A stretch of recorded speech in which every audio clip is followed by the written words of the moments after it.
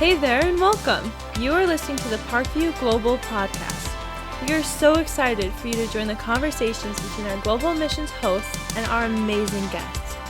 Don't forget to follow our social media accounts at Parkview Global. Now, enjoy the podcast. Hello, everyone, and welcome to the Parkview Global Podcast. My name is Bill Carroll, and I am the global pastor at Parkview Christian Church right outside of Chicago. As always, I am joined by Christy Mullen, Parkview's Africa coordinator. Hey, everybody. We want to invite you to follow along with us as we welcome a different one of our global partners on the podcast each month. Today, we are joined by a friend of ours, Tom Gallant. Tom is the team leader of the ministry at Canvas House on the campus of the University of Birmingham in Birmingham, England. Canvas and Parkview have a really cool history together over the years, and a really cool new chapter starting this fall that we'll tell you more about later on today. Tom and his wife Jenna have been serving with Canvas for several years, are now expecting their first child in 2 months. Welcome to the podcast, Tom. Thanks very much. Excited to be here. So you are 2 months away from becoming a father for the very first time. Congratulations. Yeah, thanks. Yeah, it's exciting but terrifying. 60-40, I'm not sure which way. It kind of changes day to day. Nice. So in the process, you're almost done now, but has Jenna had any good food cravings throughout the process? So she hates butter, but she's wanted butter, and she's never really drunk alcohol, but she's wanted beer. So nice. That's about the most English thing I've ever heard, Tom. Yeah. When my wife was pregnant, it was lobster. She always wanted lobster, which really sounded kind of like a con job. I can't say no to her, and so I gotta buy lobster. How about you, Christy? I craved burgers, and I don't really eat meat. And you're a vegetarian. Oh my gosh, it's crazy. That is crazy. All right. It ended the day I had the kids. So. Awesome. All right, Tom. So explain to our listeners what Canvas is, and tell us a little bit about the history and what the ministry does. Yeah, so Canvas is a campus ministry in England, in Birmingham. It's like the center of England. It's part of CMF, so Christian Missionary Fellowship International. And yeah, it's part of the campus ministry kind of organization of that called Global Scope. So Canvas has existed since 2007 when a small team of folks from the States came over to set it up. And they moved directly into the suburb where about 25,000 students live who go to the University of Birmingham. And yeah, originally Canvas didn't have a building, so it was just a case of meeting students, trying to tell them about this thing they were trying to get started, meeting them anywhere they could, like parks, pubs, coffee shops, wherever. And then yeah, in 2008 they got their own place, a house, and it became Canvas House, and the ministry started to grow. And then in 2010 they moved to the building where we are now, which is an old bakery, and it's a really unique building. There's comfy sofas and exposed brick, and we have dartboard and PlayStation, and just a space for students to hang out in. And so that's and then I came along as a student in 2011. But yeah, I mean, so Canvas is a campus ministry in the UK. That's not really a thing. Campus ministry isn't really a term that anyone would understand. So we don't say we're a campus ministry. We say that we're a community for university students that anyone is welcome to be a part of. And yeah, so love that. And the really cool part for Parkview and Canvas, I think, is that we have a history there because Becca Harlow was on staff for a short time when she was over there. She actually met her later husband, who became a Christian through Canvas, which is huge. He's English. But then later on, Nathan Jones, one of our pastors, and his wife Jen were on staff for a while. And then even Matt Baird was there for a semester working and interning there and stuff. So we have a long history with Canvas that we are super, super proud of. Yeah, Nathan was actually one of the first guys I met at Canvas. I remember I met him at a free burgers event or something, and then I was just walking down the street, and this guy comes up to me and says, "Hey, Tom." And I was like, it was that crazy American guy. Perfectly. Great. Yeah. You actually just did a really good Nathan Jones impersonation. That was actually really good. Yeah. That was awesome. So, Tom, you grew up in the church. So, can you tell us a little bit about the churches in England? What are some of the strengths and some of the weaknesses right now? Yeah, so I went to church as a kid. It was very much like family church. It was my parents' church, so I went along, and I kind of grew up in that Christian bubble, which um, gave me really good grounding in my faith, and I'm really grateful for that. But I think kind of growing up and then like going to church when I was at university and kind of choosing my own church, I look back and as I say, I'm really grateful for the experience that I had. But at the same time, I think in the UK, there's a I think faith between the generation before us and this current generation and even the next one, something's missing, like lost. It's kind of got lost in translation. I think that faith isn't being passed on to younger people. At least for the last like 30 years, there's been a sharp decline in number of people attending church, specifically young people, which is starting to turn around, which is really exciting. And that's Cool. also why I'm like so passionate about Canvas and campus ministries, because it's another access point for people to learn about Jesus and become interested in faith. In I guess to talk about it in kind of a business perspective, it's like the gap in the market kind of thing, which I felt like over the years Canvas has done a good job towards filling that gap, but more recently, that decline in people attending church is like leveling off, and the number of people attending church has stopped decreasing, which is encouraging. And even like, so a stat that I read in the Guardian said that 1 in 4 people in the UK have been engaging with online church Wow. during the lockdown. So like that's 1 in 4, like that's crazy numbers. So that's really encouraging.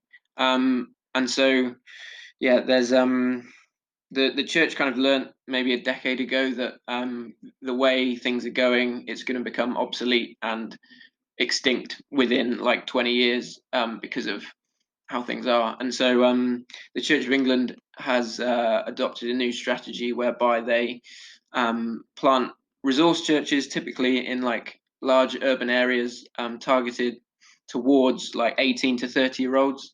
And so that gets a lot of like excitement, gets a lot of people kind of returning to church who have like left church for whatever reason, and also like not a lot of new believers as well. And so the idea is then to like it's called a resource church, so get loads of people coming to this church, and then that church is like plants new churches out of itself, within that city. And that's like a whole new strategy the Church of England has adopted, and is like really encouraging because it is engaging the next generation in faith, which has been lacking. So that's I'm really excited about that. Yeah, and don't overlook that too soon. Like the Church of England, which is like 1,500 years old, has decided to restore it, so like to go and start brand new churches that are targeted towards young people, doing it in a totally different way, which is that's Hmm. huge. That's awesome. Yeah, definitely. I think it is is more than just people sitting down in a meeting. I think that's definitely kind of a move of the Holy Spirit, which hopefully is gonna reach really far into this country's culture and kind of background. Because like historically we are a Christian country, but like that is not really a thing anymore. It's a lot more.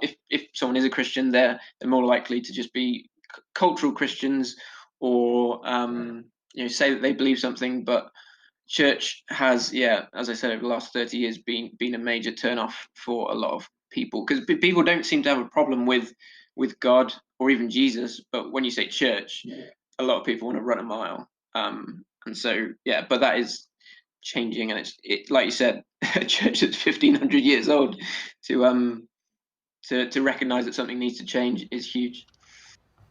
Let's stop on that for a second too. You said people are okay with a conversation about God and even Jesus, but it's the church that is the divisive point. Yeah. And that's really hard to hear, I think, because, but it makes sense because God is God and Jesus is Jesus. But then when church gets involved, things can get messy, I guess. Good. I think, yeah, like I know, like I have family members and my wife has family members who like you say church and they're like instantly, no, I don't want to, even to midnight mass at Christmas time, like they feel a sense of like judgment from like from the outside. But I mean it's tough to say if that's not just personal conviction. Yeah, I don't know, that's a whole nother realm. But yeah, and so I think I was talking to a friend of mine who said we need to like redefine what church means. I think that's true in the UK. I'm not sure about the States, but like just church church needs to be like missional focused and outward focused. And I think maybe it's when churches become more internal and like inward looking and stagnant that then you get things that become tricky like church politics and all of that. So yeah, like church on mission. I think that's like what the early church looked like as well. Like I think that's what we can take inspiration from. Love that. And what I love about you and Jenna's story is that you guys started as university students and then got involved at Canvas. So what like captured you guys' attention and made you want to get involved with Canvas? Yeah, so for me it was like the incredible just energy, life and atmosphere that was at campus. I'd never experienced that in a Christian context. You know, church historically for me had always been like I'd enjoyed it, but it was about like learning and it was about worship, which are really good things, but it was never that fun. And so to be kind of caught up in this amazing community where I felt both known and loved, I think they're probably two deepest human desires, to be fully known and fully loved, and to experience that in a Christian community was incredible. And I just got like so caught up in it. It's like, yeah, I can be known and loved, and I can also know and love others, which was huge. And like I really love the American British kind of hybrid environment that you get at Canvas, because I think the Americans kind of bring the Brits out of their shells a bit, but the Brits kind of tone the Americans down, just like, Yes. What? That's great. So give us some examples of how Canvas engages university students. Like, man, I love Burger Night. I love you guys are doing discipleship stuff. You're doing movie nights. Like, give us some examples of some of the stuff that the ways you're engaging students.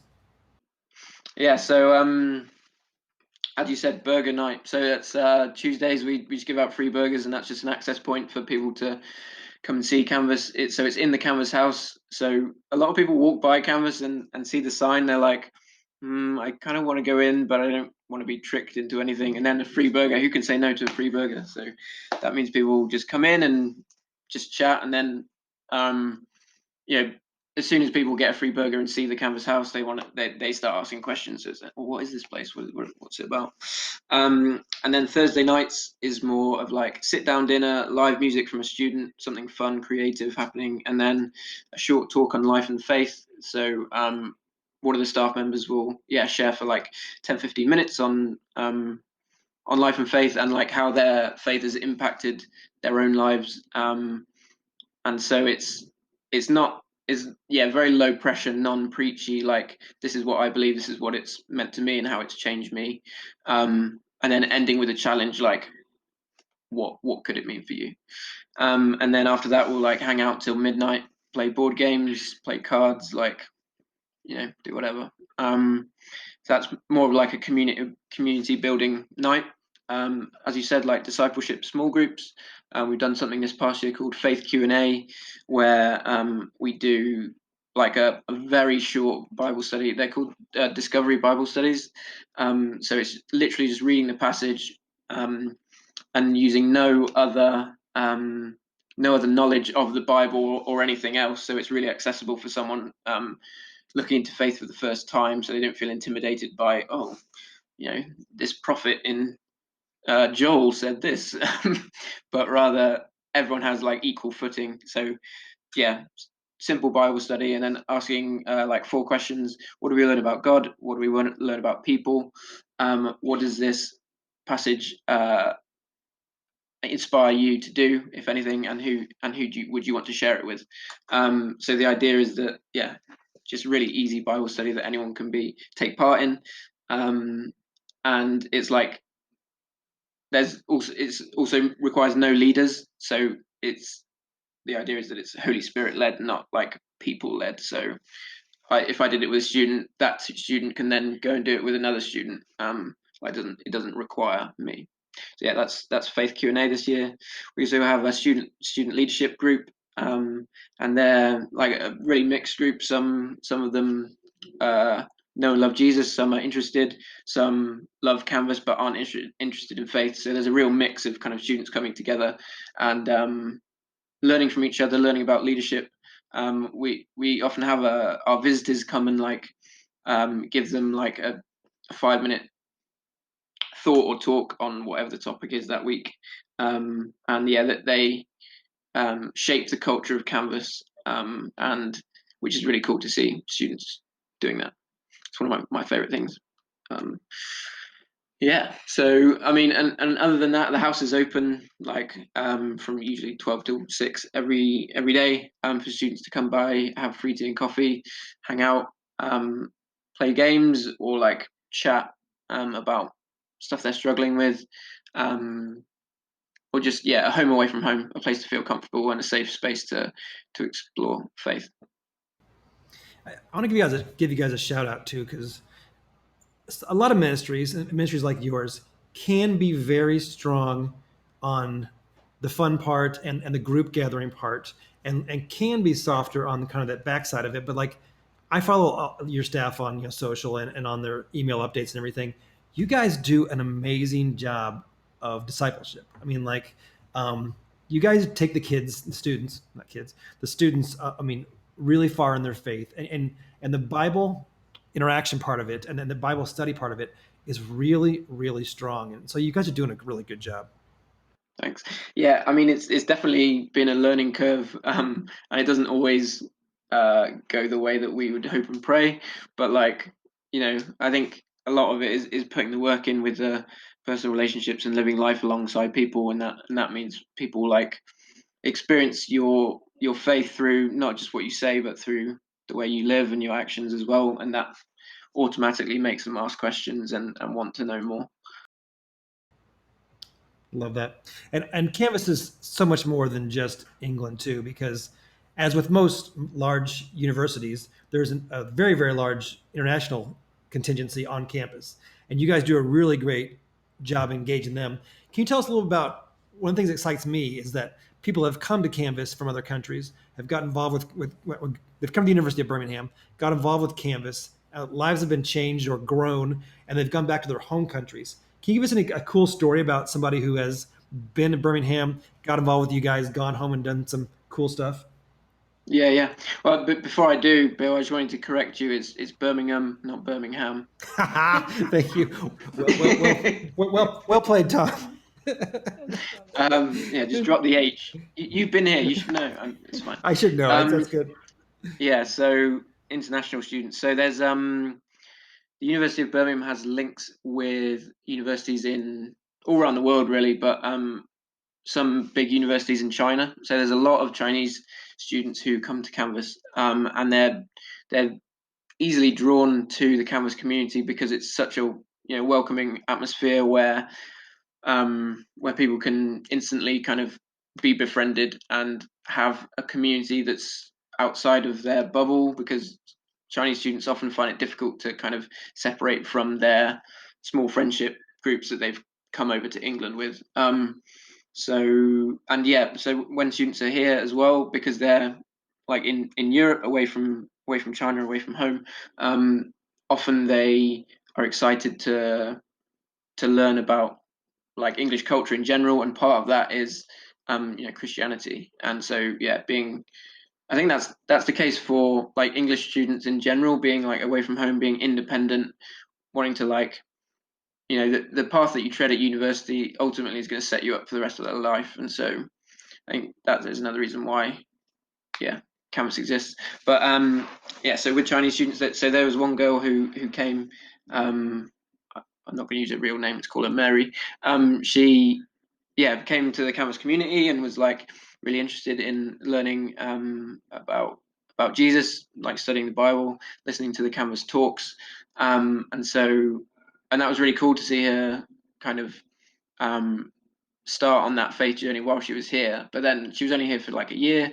She went back to China, and so we felt good that we like started her on that journey, but didn't necessarily expect to hear anything back from it. But she went home to China and found a local church, and carried on her faith journey, and then got baptized. And then she sent us like photos and stuff. We're like, oh wow, that's really cool. And so another one is there was a French student who was at Canvas, and again she like started learning about faith in the Bible and Jesus for like properly for the first time, and then she befriended a guy who was also at Canvas in Birmingham, England, who is a part of the global scope in Mexico called El Pozo. And so he goes back to El Pozo. They stay really good friends, and then she goes and visits him in El Pozo, and they go on like a weekend retreat, and there's baptisms on the weekend retreat, and she got baptized in Mexico, having met this guy in Birmingham, England, and she's from France. Like just how that all kind of fit together and worked was pretty cool. And it's amazing to hear those stories as well, because so much of what we do is just kind of breaking down like maybe negative stereotypes or like things that baggage that people have when hearing about the Bible or Jesus or church, and we don't always get to see where that leads. So when we do get to see what happens from that is really amazing. So those two stories stick out. I love that. And here's kind of our next chapter that I'm really excited about. There's a young couple from Parkview, David and Katie Spears, who are part of a Canvas team that's ultimately hoping to end up at the City University in Cork, Ireland. But right now they're working on their visas and all that kind of stuff.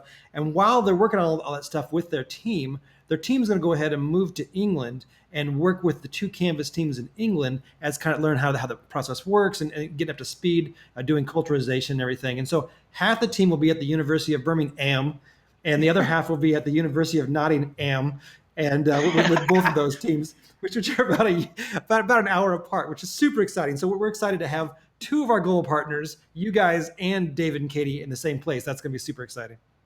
Yeah, for sure. So how about some more stories? We love those stories.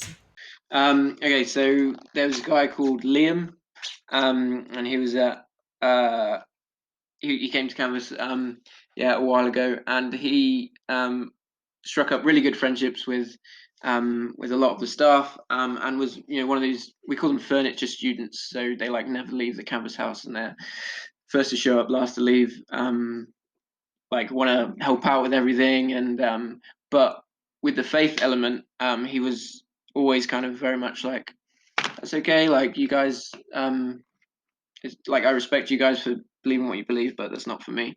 And I think sometimes it's like, our heart is to love people, but our heart is also to see them transformed by the love of Jesus. So when people directly say thanks but no thanks, and you're really close friends with them, you put like so much time and energy into that friendship, that can be hard to hear.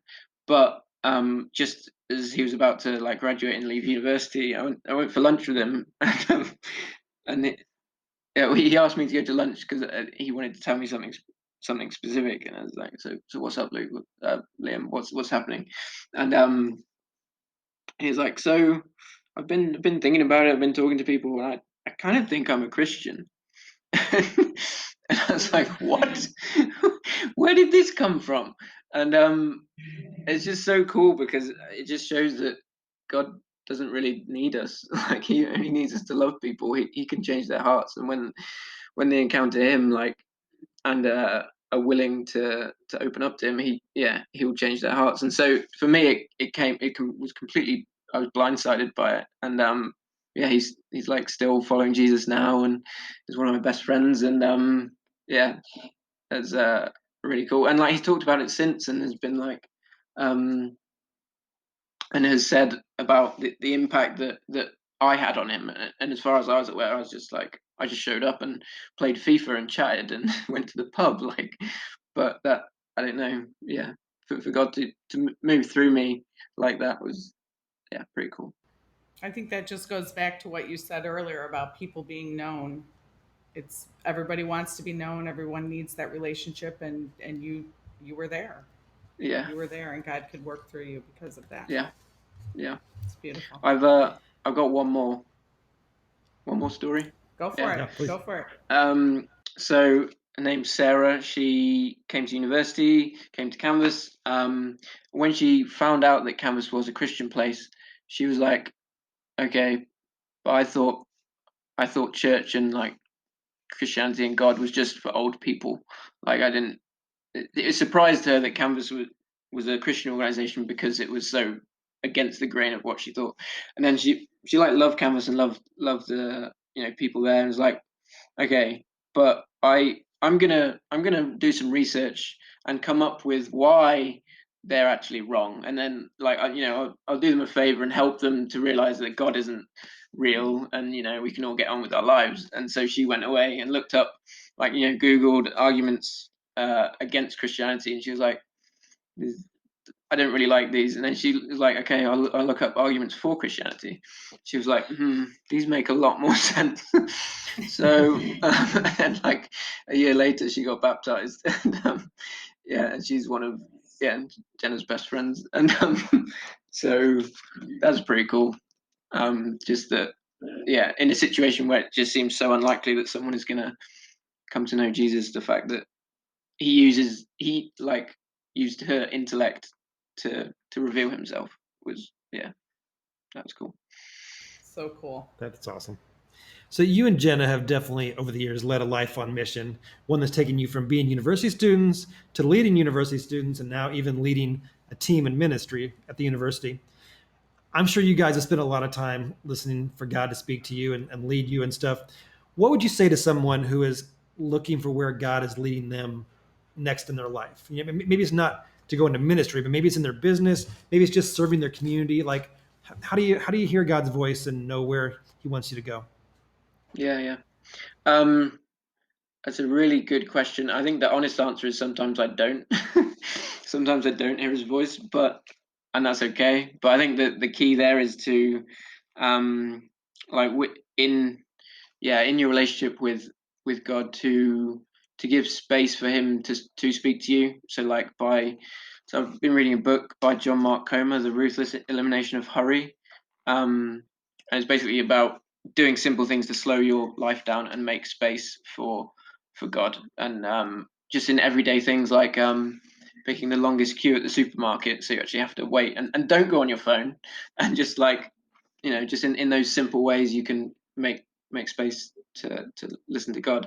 I think also in like your prayer life, like I think often I can just like when I pray just like talk at God, like this situation, this is what I want to pray for, but and then not like actually take the time to be still and listen. But I think that's really important, because I think our relationships with God are two-way, and like with prayer, I think that the three things with it, I think I've had good times in my life where prayer has been really good and like more straightforward and sometimes easy, and I've had times where it's really hard and I feel like God's silent.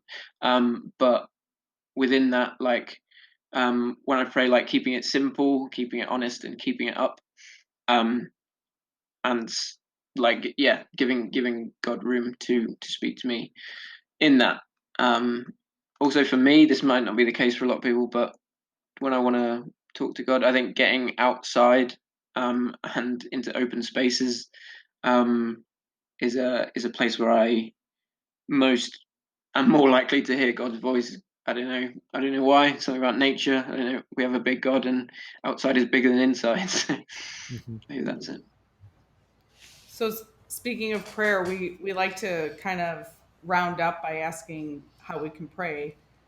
So how can we pray for Canvas? Obviously, we'll be praying for you and Jenna and the baby. Yes. But how can we be praying for Canvas? Yeah. So we're kind of going into a new season at campus. So we have some teammates are leaving, and we're having some new teammates, as Bill said earlier. And so, yeah, prayer for united team and united vision as we head into this next season, I think would be number one. And something else would be to pray for basically God to show up and for there to be a move of His Spirit on campus through us, through Canvas, and that we could really, just be directed by Him to the students that are open to Him, and that He would transform them. Awesome. Good. Well, we are so thankful for Tom Gallant from Birmingham, England, and for this lesson in the Queen's English versus the American English. That's great for me. But Tom, we're so thankful for you, and Parkview is so honored to be partners with Canvas and you guys, and we thank you for everything you guys are doing over there. And you can sign up for a trip and actually go visit Canvas if you are in the ages of like 18 to 26. We would love to have you join us next spring as they go over for the end of the semester over there and actually get to help with some really cool stuff. So go on the website, you can go to our show notes and find the link at parkviewchurch.com/global. All the trips are listed there, including the trip to Birmingham and many, many more. Also, go to our show notes and find out more information about Canvas, about Tom, about everything else we'll list in there. You can get a lot more information. Tom, thank you so much for joining us, and we appreciate you guys very much. No worries. Thanks for having us. We really appreciate you guys as well. Thanks for everything. You bet. All right, everybody. We'll see you in the next episode. Blessings.